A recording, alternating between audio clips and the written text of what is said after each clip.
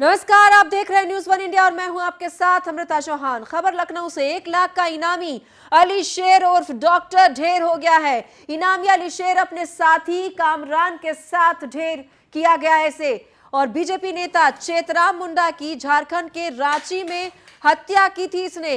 IS 191 गिरोह का sharp shooter था अली शेर। मडिया गांव में बदमाशों के साथ पुलिस और एसटीएफ की मुठभेड़ हुई है। घैला चौकी के पास पुलिस और बदमाशों के बीच कई राउंड की फायरिंग हुई है। एसपी विशाल विक्रम सिंह की टीम को बड़ी कामयाबी मिली है। अली शेर के खिलाफ 2 दर्जन से अधिक मुकदमा दर्ज था। तो आपको बता दें, ये वही बदमाश है जिसके खिलाफ 2 दर्जन से अधिक मुकदमे दर्ज किए गए थे और ये बड़ी सफलता हाथ लगी है पुलिस को।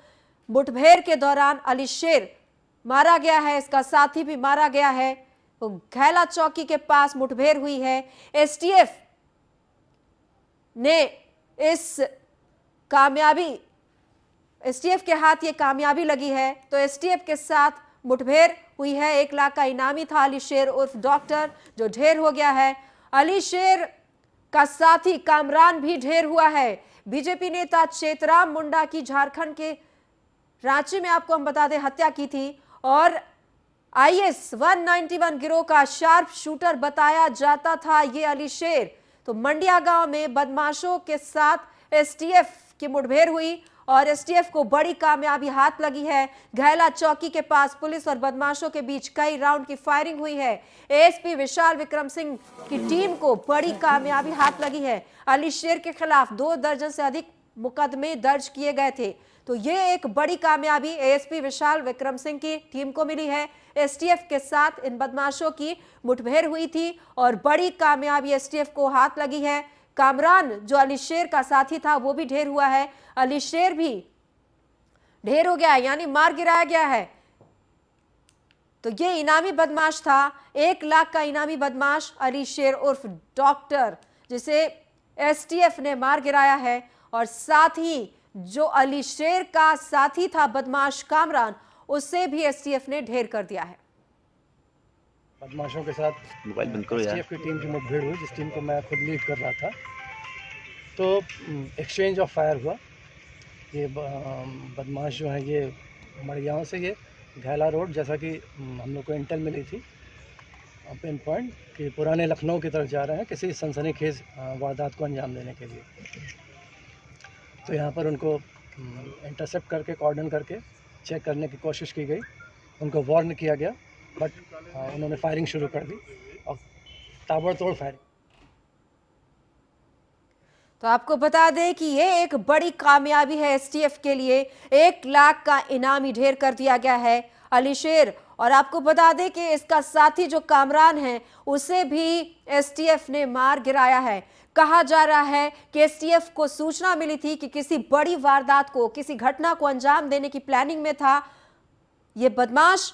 और जैसे ही एसटीएफ को इसकी जानकारी मिली, यहां पर कार्रवाई की गई। एसपी विशाल विक्रम सिंह का कहना है कि दोनों तरफ काफी देर तक फायरिंग हुई और बड़ी कामयाबी एसटीएफ को हाथ लगी। 1 लाख का इनामी अली शेर उर्फ डॉक्टर मार गिराया गया है। आपको बता दें, अपने साथी अली शेर के साथ बड़ी वारदात, अली शेर अपने साथी कामरान के साथ बड़ी वारदात को अंजाम देने के लिए निकला था और इसकी जानकारी एसटीएफ को लगी, जिसके बाद ये कार्रवाई की गई है। आपको बता दें, बीजेपी नेता चेतराम मुंडा की हत्या भी की थी इसी बदमाश ने। और ये 191 आईएस 191 गिरोह का ये शार्प शूटर था अली शेर, जिसे मंडिया गांव में मार गिराया गया है। मंडिया गांव में जो ये बदमाश है, उसके साथियों के साथ एसटीएफ ने मार गिराया है। तो बड़ी खबर इस वक्त की और बड़ी कामयाबी एसटीएफ के लिए। कई राउंड की फायरिंग हुई, ये कहना है एएसपी का। एएसपी विशाल विक्रम सिंह की टीम को ये कामयाबी हाथ लगी है। दरअसल ये जो बदमाश था वो 1 लाख का इनामी बताया जा रहा है। अश्विनी द्विवेदी हमारे साथ लाइव जुड़ गए हैं ज्यादा जानकारी के लिए। अश्विनी, एसटीएफ के हाथ बड़ी कामयाबी लगी है, 1 लाख का इनामी मार गिराया गया है। बिल्कुल कल एसटीएफ के हाथ एक बड़ी कामयाबी लगी जिसमें दो लोगों को मार गिराया गया है, जिसमें एक अली शेर है जो कुख्यात अपराधी था और साथ ही साथ मुख्तार अंसारी गैंग का शूटर बताया जा रहा था। साथ ही साथ उसका साथी जो कामरान था जो 24 घंटे अली शेर के साथ साय की तरह रहता था, वो कल लखनऊ में किसी बड़ी वारदात को अंजाम दे सकते थे। जब एसटीएफ को इसकी जानकारी हुई कि जो ये दो कुख्यात अपराधी लखनऊ में हैं, तो निश्चित तौर पर उनकी घेराबंदी की गई और घेराबंदी के दौरान दोनों तरफ से फायरिंग हुई जिसमें दोनों मार गिराए गए। निश्चित तौर पर सबसे बड़ी बात, इससे कुछ दिन पहले 22 सितंबर को इन लोगों ने ही आज झारखंड में एक भाजपा के अनुसूचित जाति के जिला अध्यक्ष थे, उनकी हत्या की, जिसमें वांछित चल रहे थे। निश्चित तौर पर इसके अलावा जो शेर अली है वो आजमगढ़ में कई मुकदमे दर्ज हैं, उस पर लगभग 22 मुकदमे दर्ज हैं, जिसमें हत्या से लेकर तमाम अन्य मुकदमे हैं। 1997 में पहली बार इस पर बलवा करने का मुकदमा दर्ज हुआ था। 2001 में हत्या का पहला मुकदमा दर्ज हुआ, जिसके बाद लगातार यह हत्या करता रहा। निश्चित तौर पर जो एसटीएफ की तरफ से जानकारी मिली है उसके अनुसार लखनऊ, पुराना जो लखनऊ का एरिया है, उसमें किसी बड़ी व्यापारी की हत्या करने के लिए मकसद से ये लोग लखनऊ आए थे और लगातार रेकी कर रहे थे। निश्चित तौर पर जो झारखंड में हत्या हुई थी, जब उसकी पड़ताल की गई तो वहां पर जो साजिश करता था, जब उसने सरेंडर किया और उसको गिरफ्तारी हुई, उसके बाद अश्विनी, आपका कहना है कि ये जो बदमाश था जिसे मुठभेड़ में मार गिराया गया है, ये किसी व्यापारी की हत्या के लिए आया था। ये पता चल पाया है कि वो कौन व्यापारी था जिसकी हत्या के लिए आया था? कुछ इसकी जानकारी हासिल हो पाई है?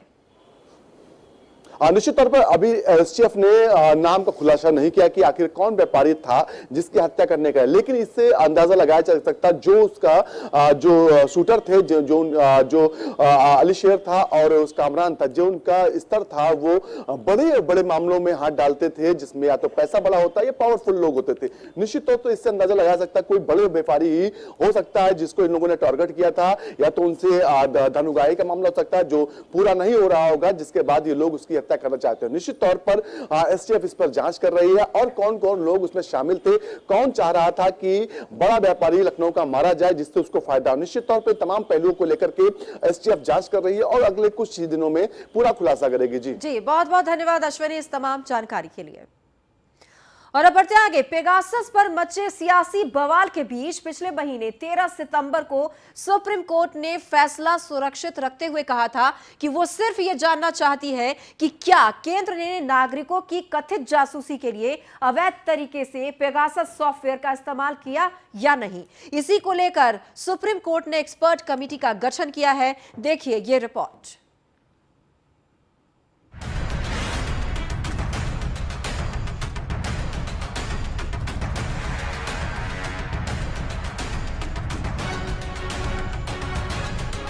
पेगासस विवाद को लेकर मच रहे सियासी शोर पर सुप्रीम कोर्ट ने बड़ा फैसला लेते हुए एक्सपर्ट कमेटी का गठन किया है। इस कमेटी की अध्यक्षता सुप्रीम कोर्ट के रिटायर्ड जस्टिस आरवी रविंद्रन करेंगे। साथ में 2 और सदस्य होंगे। इसके साथ ही एक्सपर्ट कमेटी में साइबर सुरक्षा, फॉरेंसिक एक्सपर्ट, आईटी और टेक्निकल से जुड़े लोग भी शामिल हैं। रिटायर्ड जस्टिस आरवी रविंद्रन, पूर्व IPS Alok Joshi, doctor Sandeep Oberoi, chairman IOS sub committee. वहीं टेक्निकल से जुड़े लोगों की बात करें तो 3 सदस्यीय technical committee, doctor Naveen Kumar Chaudhary, dean national forensic science committee Gandhinagar, doctor Prabhakaran, professor, school of engineering, Amrita Vishwa Vidyapeetham Kerala, doctor Ashwin Anil Gumaste, associate professor, IIT Bombay. Pegasus जासूसी मामले को लेकर जमकर सियासी हंगामा हुआ था। सड़क से लेकर संसद तक विपक्ष ने सरकार को खूब घेरा था। ऐसे में अब जासूसी विवाद पर सुप्रीम आदेश के बाद गठित कमेटी 8 हफ्ते में रिपोर्ट देगी। हालांकि सुनवाई के दौरान सुप्रीम कोर्ट ने यह साफ कहा कि लोगों की विवेकहीन जासूसी बिल्कुल मंजूर नहीं है।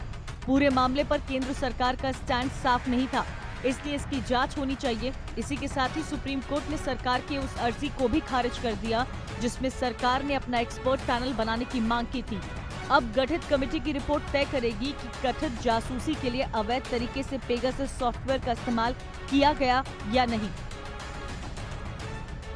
Bureau report, news 1 India. बढ़ते हैं आगे खबर जालौन से, जहां पर यूपी के कैबिनेट मंत्री जितिन प्रसाद ने दावा किया है कि यूपी में फिर से बीजेपी की सरकार बनेगी।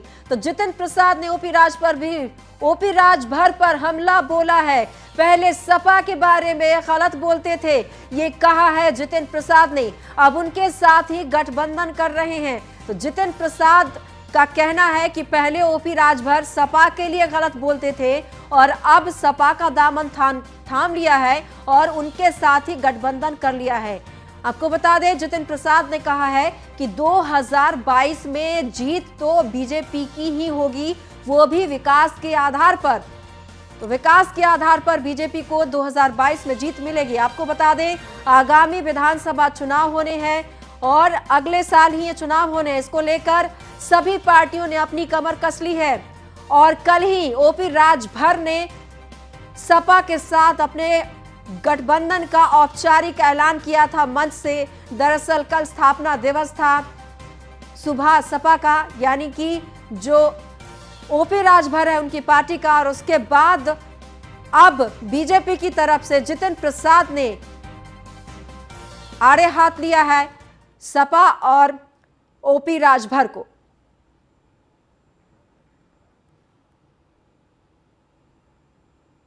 क्या कहा है समाजवादी पार्टी के बारे में, और अभी आप उनके पहले के भाषण राजभर जी के सुन लीजिए, तो उसमें उन्होंने क्या कहा है समाजवादी पार्टी के बारे में और अभी क्या कह रहे हैं।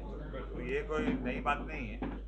मैं पूर्ण विश्वास के साथ कह सकता हूँ कि अगली सरकार उत्तर प्रदेश में फिर से भारतीय जनता पार्टी की इतने प्रचंड बहुमत से बनेगी, क्योंकि जो 5 साल में विकास के कार्य हुए हैं और जो आने वाले 5 साल में जो सपना सुझाया हुआ है। आप बुंदेलखंड इलाके में ही आज हम लोग बैठे हैं, यहीं का आप जो डिफेंस कॉरिडोर और तमाम ऐसी योजनाएं, चाहे वो जो नदियों की जोड़ने की बात हो। बढ़ते हैं आगे। मऊ में समाजवादी पार्टी और सुबह सपा की रैली पर कैबिनेट मंत्री अनिल राजभर ने जमकर निशाना साधा है। उन्होंने कहा है कि महापंचायत में जनता को ठगने के लिए नकली लोग आए थे। समाजवादी पार्टी ओम प्रकाश राजभर को आगे रखकर पूर्वांचल में चुनाव लड़ने का प्लान बना रही है। इसके साथ ही उन्होंने कहा है कि समाजवादी पार्टी के पैसों से लोगों को बुलाया गया है।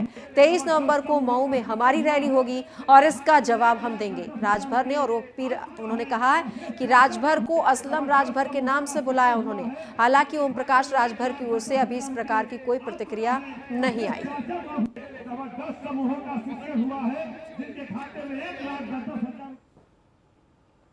समाज को ठगने वाले लोग हैं और ये सब नकली लोग वहाँ पर थे। ये समाजवादी पार्टी के पैसे से बुलाए गए लोग थे। असली राजभर आपको 23 तारीख को मऊ की धरती पर दिखाई देंगे। मऊ के रेलवे मैदान में, जो हल्दरपुर के मैदान से 4 गुना बड़ा है, वहाँ पर पूरे प्रदेश का राजभर इकट्ठा होकर अपने राजनीति की दिशा जो तय कर चुका है कि हम भारतीय जनता पार्टी के साथ रहेंगे, हम मोदी जी के ही साथ रहेंगे, हमारा वहीं से भला होने वाला है। वो ऐसे सारे राजभर समाज के लोग 23 नवंबर को मऊ की धरती पर इकट्ठा होंगे। जनसेवा संकल्प यात्रा को लेकर जनसत्ता दल लोकतांत्रिक के राष्ट्रीय अध्यक्ष रघुराज प्रताप सिंह उर्फ राजा भैया नोएडा पहुंचे, जहां उनके समर्थकों ने उनका जोरदार स्वागत किया। राजा भैया ने यूपी चुनाव को लेकर भी बड़ा ऐलान किया। उन्होंने कहा कि उनकी पार्टी 100 से अधिक उम्मीदवारों को मैदान में उतारेगी। साथ ही गठबंधन को लेकर कहा कि अभी कोई इरादा नहीं है। इस दौरान जनसत्ता दल लोकतांत्रिक के राष्ट्रीय उपाध्यक्ष अक्षय प्रताप भी मौजूद रहे।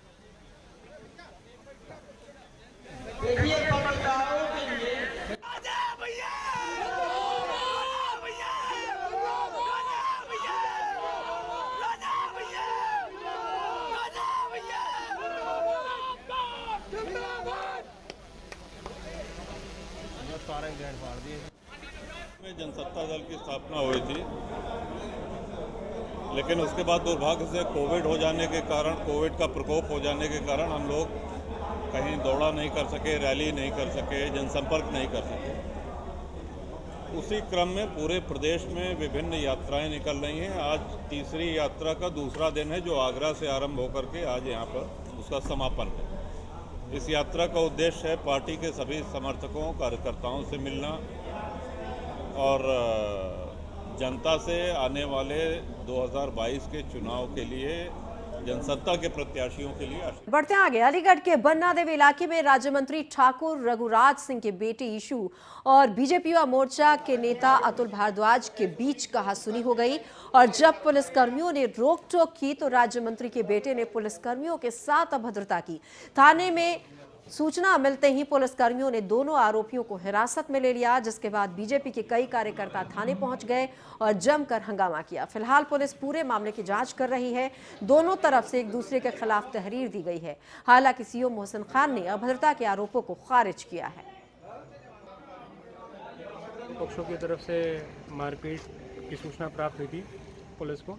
मौके पर पहुंचने पर दो पक्षों से तहरीर प्राप्त हुई है। दोनों का मेडिकल कराया जा रहा है। आवश्यक कानूनी कार्रवाई की जा रही है।